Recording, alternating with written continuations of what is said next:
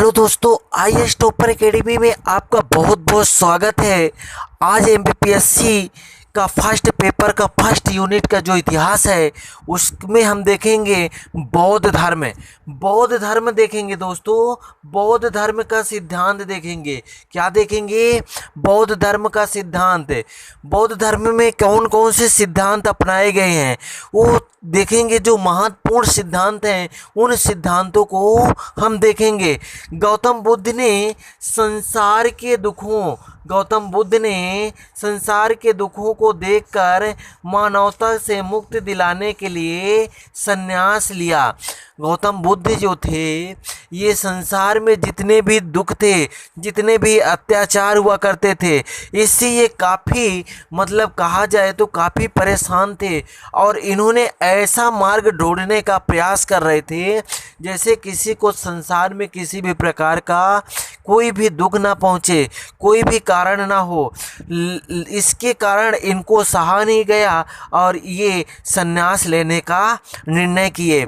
कहा जाता है दोस्तों इन्होंने एक दिन अचानक वैसे बचपन में एक ऐसे व्यक्ति थे जो इनको अकेले में बैठना बहुत पसंद था और ये अकेले जब बैठा करते थे तो कुछ ना कुछ सोचा करते थे।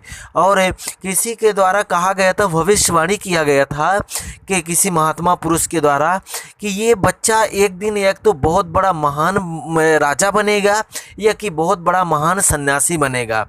लेकिन उन्होंने राजा तो नहीं बने, उन्होंने बहुत बड़ा सन्यासी बने और अपने संसार को एक नया मार्ग देकर चले गए, जिसमें हम लोगों को उस मार्ग में अगर चले तो हम लोगों को बहुत कुछ मुक्ति मिल सकती है। जो दुखों का कारण है, जो दुखों का अंबार है, इससे मुक्ति मिल सकती है। तो इन्होंने एक दिन जब रात में अचानक उठकर जा रहे थे तो इनकी पत्नी जग गई थी। उस दिन इन्होंने नहीं गए, लेकिन दूसरे दिन जब इनकी पत्नी सो गई थी, ऐसा कहा जाता है, तो वो अचानक रात में किसी को बिना बताए हुए घर से बाहर निकल गए। और निकलने के बाद काफ़ी 6 वर्ष की कठिन तपस्या करने के बाद इन्होंने बाद में मार्ग खोज ही लिया और पीड़ित मानवता को इस दुखों की परित्राण दिलाने के लिए कई उपदेश भी दिए हैं। कौन ऐसा उपदेश दिया है? ये दिए हैं गौतम बुद्ध ने। कौन दिया है? गौतम बुद्ध है। ठीक है दोस्तों, देखेंगे इनके कुछ उपदेश कौन कौन से हैं। पहला है चार आर्य सत्य इन्होंने बताया है, अष्टांगिक मार्ग बताया है, कर्मवाद बताया। इन्होंने कहा कर्म पे विश्वास करो, कर्म ही सब कुछ है, आप कर्म पे ज़्यादा ध्यान करिए। ठीक है ना, मांगने से तो भीख भी नहीं मिलते हैं, अगर आप मेहनत करेंगे तो आपको सब कुछ मिलेंगे। तो इन्होंने कर्मवाद को ज़्यादा महत्व दिया है। जैसा जो कर्म करेगा वैसा एक दिन उसको फल प्राप्त होगा और कर्म का फल जरूर मिलता है। फिर अनात्मवाद में अनात्मवादी इन्होंने कहा है, इन्होंने आत्मा में विश्वास नहीं रखते, इन्होंने आत्मा में विश्वास नहीं रखते हैं। ठीक है, फिर इन्होंने 10 सील बताया है और इन्होंने क्षणिकवाद बताया। इन्होंने कहा है जो समस्या, जो दुख है अभी वो क्षणिक है, आया है और चला भी जाएगा। ये एक दिन चला भी जाएगा, जीवन से निकल भी जाएगा। ऐसा नहीं है कि ये हमेशा रहेगा। जिसके पास सुख है तो कल दुख भी होगा और जिसको आज दुख है वो कल सुख भी होगा। ये क्या है? क्षणिकवाद है। इसमें परेशान होने की आवश्यकता नहीं है, ये संसार का नियम ही है, ये संसार का नियम ही है। फिर निर्वाण, इन्होंने कहा अंतिम लक्ष्य ही आपका निर्माण है, अंतिम लक्ष्य ही आपका निर्माण है। इन्होंने वेदों को नहीं मानते हैं, इन्होंने वेदों का प्रमाण ना माना। इन्होंने कहा वेदों में ऐसा कुछ भी नहीं है, हमारे जो भी है तो कर्म पर आधारित है, वेदों में ऐसा कुछ भी नहीं है। इन्होंने अनिश्चरवाद थे और इन्होंने पुनर्जन्म में विश्वास रखते थे। इन्होंने कहा अवश्य अगला जन्म मिलेगा, कोई ना कोई किसी न किसी रूप में, लेकिन जन्म अवश्य मिलेगा। तो ये ना सोचिए कि जन्म नहीं मिलेगा, जन्म अवश्य आपको मिलेगा, चाहे जिस रूप में आपको जन्म मिले, लेकिन आपको जन्म मिलेगा। फिर आर्षद इन्होंने सबसे पहला अपना उपदेश कहाँ दिया था? सारनाथ में। कहाँ दिया था? सारनाथ में। सारनाथ में ही अशोक स्तंभ बना है, सारनाथ में ही अशोक स्तंभ बना है, जो इन्होंने भी सारनाथ में पहला अपना क्या दिया था? उपदेश दिया था।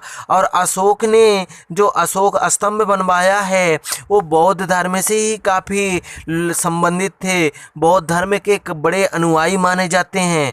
किसके अनुयायी माने जाते हैं? बौद्ध धर्म में। उन्होंने, बुद्ध ने मानव के जीवन में 4 सत्य बताए हैं। इन्होंने मानव के जीवन में 4 सत्य भी बताए हैं। फिर देखेंगे इन्होंने अष्टांगिक मार्ग बताया है। इन्होंने कहा इन 8 पड़ावों से गुजरता हुआ वह रास्ता है जिस पर कोई भी चलकर इस दुखों से क्या पा सकता है? मुक्ति पा सकता है। किसी को कोई भी परेशानी नहीं हो सकती, लेकिन ये 8 पड़ावों में आपको क्या करना पड़ेगा? चलना पड़ेगा। क्या करना पड़ेगा? चलना पड़ेगा। इन्होंने कर्मवाद पे जोर दिया। इन्होंने कहा कि कर्म पर विश्वास रखिए, प्रत्येक कर्म का अवश्य फल होता है, प्रत्येक कर्म का कुछ ना कुछ फल जरूर आपको मिलेगा, कुछ ना कुछ फल आपको जरूर मिलेगा।